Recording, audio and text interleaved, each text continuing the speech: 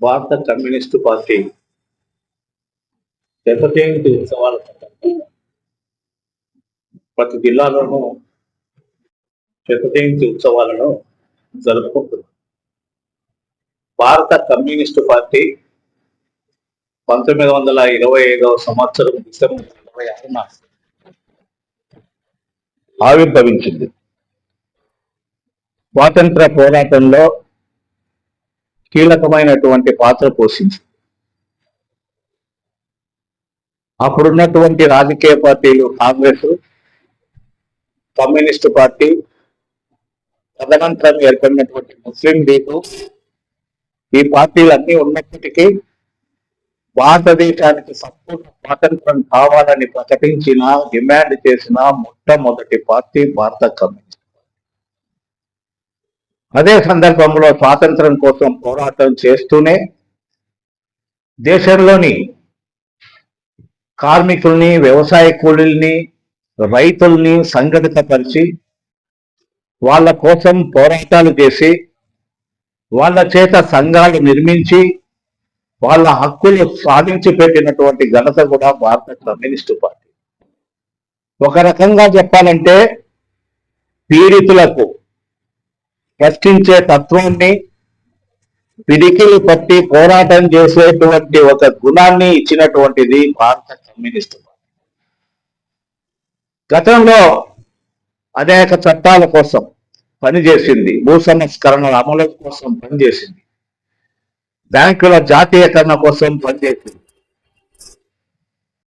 Core ఖనిజాలన్నీ అంటే oil కావచ్చు, బొగ్గు కావచ్చు, ఐరన్ కావచ్చు, ఇవన్నీ కూడా పబ్లిక్ సెక్టర్ లో ఉండాలని పోరాటం చేసి ప్రభుత్వ సంస్థలు రావడానికి దోహదపడింది. ఇది గతానికి సంబంధించినటువంటిది. అయితే ఇప్పుడు మన దేశంలో శత జయంతి ఉత్సవాలు జనవరి 18న ఖమ్మంలో జరుగుతున్నటువంటి సందర్భంగా మన పొద్దుటూరులో కూడా శత జయంతి ఉత్సవాలను నిర్వహించుకుంటున్నాం. ఈ సందర్భంగా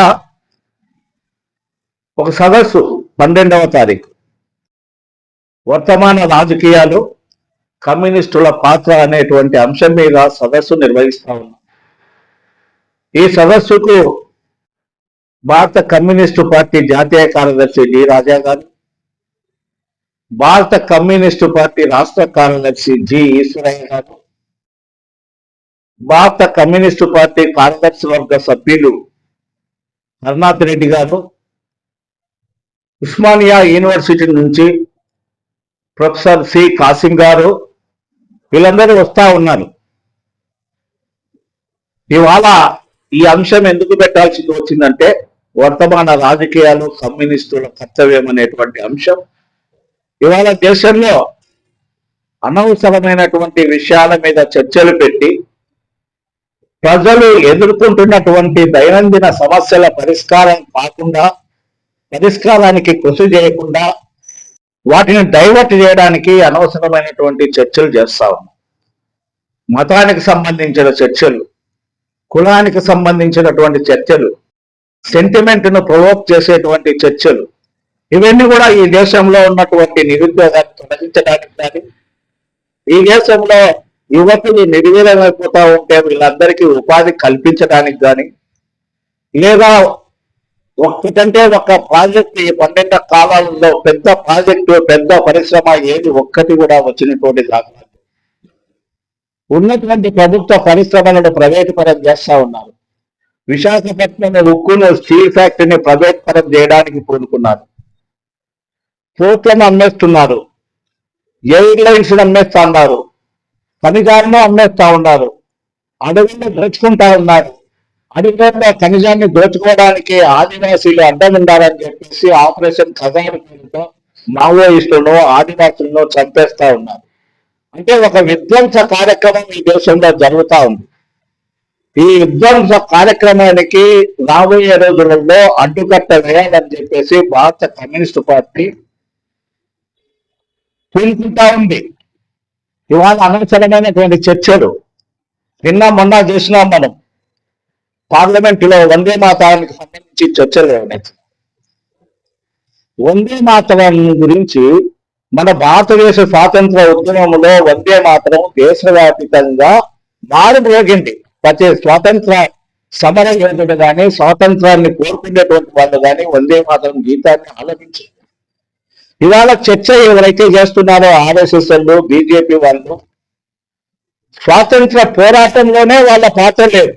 అటువంటి వాళ్లకు వందే మాతరం గురించి మాట్లాడే హక్కు ఎక్కువ ఉంటుంది.